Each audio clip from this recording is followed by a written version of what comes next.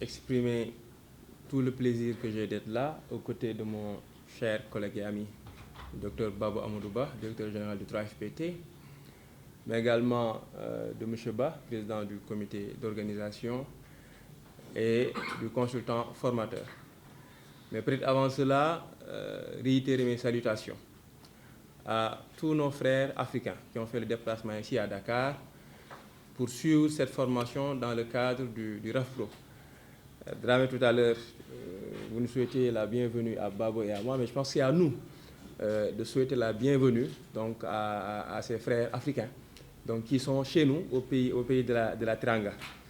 Alors il y a quelques jours, Babo et moi on était à Abidjan, on nous avait dit quoi, Aquaba.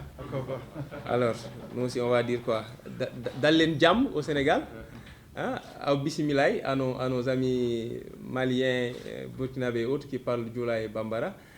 Je magnifie en tout cas cet atelier qui rentre dans ce programme 2023-2025 du RAFPRO.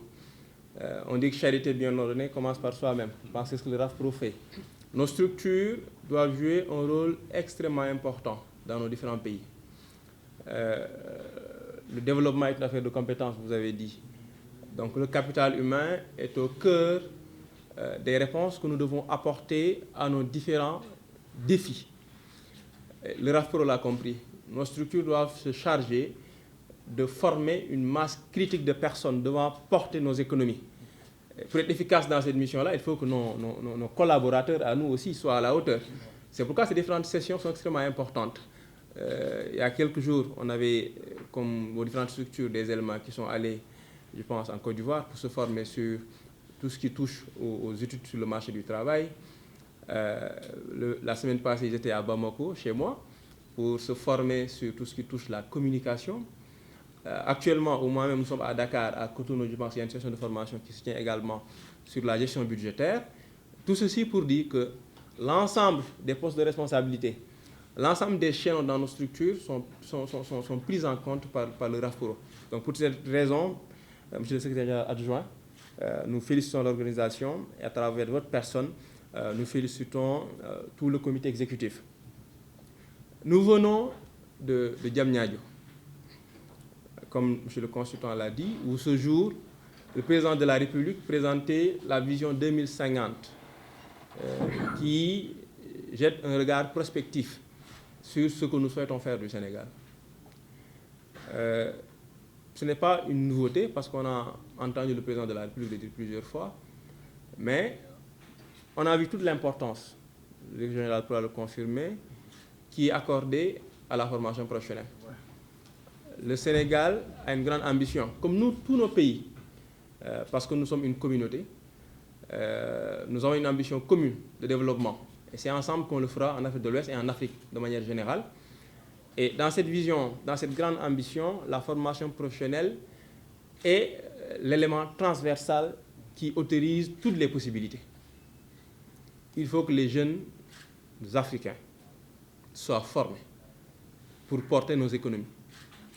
Aujourd'hui, c'est bien beau de le dire, l'Afrique, comme on dit, c'est le continent de demain, c'est l'avenir, c'est bien beau. Mais il faut que ce continent soit l'avenir pour les Africains d'abord. Pour que les Africains en profitent, il faut qu'ils soient formés. Il faut qu'ils aient les ressources et le savoir-faire nécessaires pour occuper les différents secteurs d'activité, occuper les différents créneaux, et à tous les points des différentes chaînes de valeur, que nos ressources humaines soient préparées à occuper, à créer de la valeur à ces différents niveaux. Donc, on a une mission qui est extrêmement importante. Et c'est ensemble qu'on réussira à relever les défis qui se posent à nous. Le Sénégal a ses particularités, les différents pays ont leurs particularités. Mais ce que le RAFPRO nous offre, ce partage d'expérience-là, ce partage de savoir-faire est extrêmement important pour qu'ensemble on puisse se relever. Je pense que cette semaine, nos différents collaborateurs, M. le directeur général, auront la possibilité, pour ce qui est de l'élaboration des plans de formation, de pouvoir capter avec le formateur l'essentiel pour qu'en retour au niveau de nos différentes structures, qu'on puisse gérer bien la planification, mais également renforcer nos différents collaborateurs. Parce que c'est le relèvement de leurs capacités, de leur savoir-faire, de leurs compétences qui permettra à nos structures de pouvoir toucher le maximum de Sénégalais chez nous et dans les différents pays de pouvoir toucher le maximum de jeunes. Donc je voudrais juste boucler en félicitant encore à nouveau M. Ba donc, pour cette collaboration qui est de droit. En réalité, c'est la seule possibilité. L'ONFP et le 3FPT au Sénégal partagent des missions, en tout cas contribuent à un objectif commun qui est d'impacter à travers la formation professionnelle. Et comme on l'a fait dans cette session, comme on le fera dans la prochaine session de mars, dans différentes activités au Sénégal, les deux structures vont se donner vont faire main dans la même direction générale, vont mettre en contribution leurs différentes ressources, leur savoir-faire, leur expérience, pour toucher les Sénégalais efficacement à travers une qualité, c'est extrêmement important dans la formation professionnelle, et au final, pour que nos entreprises, comme ça a été dit, puissent en tirer profit, pour que le marché du travail et nos différentes économies puissent trouver la main-d'œuvre incontournable dont elles ont besoin. Donc merci à tous. Félicitations renouvelées. Et j'espère que le séjour se passera extrêmement bien, comme M. Ba l'a dit. Jusque-là, ça se passe très bien. Il n'y a pas de raison que ça ne se passe pas bien pour le reste. Et que, voilà, dans d'autres occasions, on vous reverra au Sénégal. Merci à tous. Monsieur le directeur général de l'Office national de formation professionnelle, ONFP, monsieur le directeur du financement de la formation du 3FPT, expert au sein de RAFPRO, monsieur l'expert de l'ONFP au sein du RAFPRO, mesdames, messieurs les participants, messieurs les consultants formateurs, mesdames, messieurs les membres du comité d'organisation, chers journalistes, chers invités. Permettez-moi tout d'abord de souhaiter une cordiale bienvenue à tous les participants venus du Bénin, Congo, Côte d'Ivoire, Guinée, Mali, Niger, Togo et Sénégal.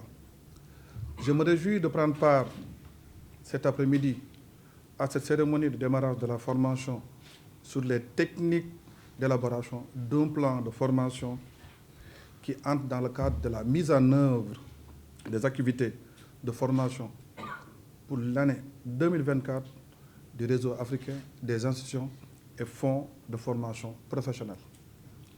En effet, le RAFPRO s'est engagé depuis 2019 dans le processus de renforcement des capacités des différentes catégories du personnel des institutions et fonds de formation. Mesdames, Messieurs, la mise en œuvre d'un plan de formation permet, d'une part, de renforcer les capacités de chacun des membres du personnel à remplir efficacement sa fonction actuelle, mais aussi, d'autre part, à combler autant que possible à l'interne les besoins futurs de compétences pour la réalisation de la vision et de la stratégie à long terme du RAFPRO en général et des institutions de fonds en particulier. Le thème de la présente session de formation est d'une importance capitale car il est au cœur des interventions de nos structures respectives.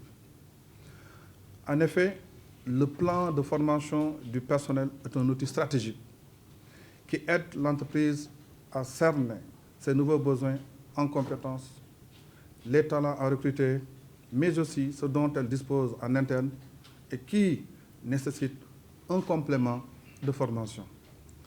Le plan de formation favorise une adaptation aux changements et évolutions incessantes des contextes, que ce soit technologique, social, économique, législatif, politique, environnemental, mais aussi un gain de performance et de rentabilité pour l'entreprise. Ainsi, j'invite tous les participants et participantes à faire montre d'assiduité et d'engagement pour tirer le maximum de cette formation. Je n'ai aucun doute que les consultants formateurs, qui sont des experts confirmés dans le domaine de l'ingénierie de la formation, mettront à profit toute leur expérience pour vous permettre d'être suffisamment outillés sur les différentes techniques d'élaboration d'un plan de formation. Je félicite à présent le comité conjoint ONFP, 3FPT, qui, dans un esprit de partenariat, de complémentarité, de synergie, n'a ménagé aucun effort pour une organisation réussie de cette session de formation. Je souhaite à tous les participants, une excellente session de formation et très bon séjour au Sénégal, terre de Teranga. Je vous remercie. Yektilen Tidjam. Tidjam, soyez les bienvenus. Je félicite d'abord le directeur Barolo, à qui nous partageons beaucoup de choses, que ça soit dans le domaine de la formation et dans le parti. Nous étions ce matin à Diamniadio, dans le cadre de notre référentiel politique Sénégal 2050, qui s'est décliné en un master plan décennal 2024-2034 et un plan quinquennal de 2024 et 2029. Tout pour vous montrer à quel point le capital humain de manière générale et l'enseignement de la formation professionnelle de manière particulière jouent un rôle capital. En effet, en tout cas pour ce qui nous concerne au Sénégal, le président a mis un cap, un indicateur de performance extraordinaire, former 700 000 jeunes d'ici 2029. Ça signifie que chaque année, on doit former 140 000 jeunes. Parce que, au-delà de l'enseignement supérieur, de l'éducation, la formation professionnelle joue un rôle central. Aucun pays ne peut pas se développer sans formation professionnelle. Dans la mesure où la formation professionnelle est technique, pratique, et les sortants sont directement utilisables au niveau des entreprises. Donc à ce niveau, aucun pays ne peut pas se développer sans la formation professionnelle. Donc moi je me réjouis que sur le plan africain, nous avons réussi à fédérer nos forces, tout d'abord dans le cadre de l'EOMA. On sait tous Bénin, Burkina, Côte d'Ivoire, Guinée-Bissau, Mali, Niger, Sénégal, Togo, plus maintenant la Guinée-Conakry, la République centrafricaine, Congo et Tchad qui nous rejoignent au sein de RAFPRO pour fédérer et créer des synergies de groupe. Donc on est heureux aujourd'hui à fêter en effet de recevoir cette première, l'une des 9 sessions de formation, espérant que ces sessions de formation seront pérennisées pour le bien-être de nos États respectifs. Donc c'était quelques mots en tant que directeur à fêter. Merci beaucoup. Merci.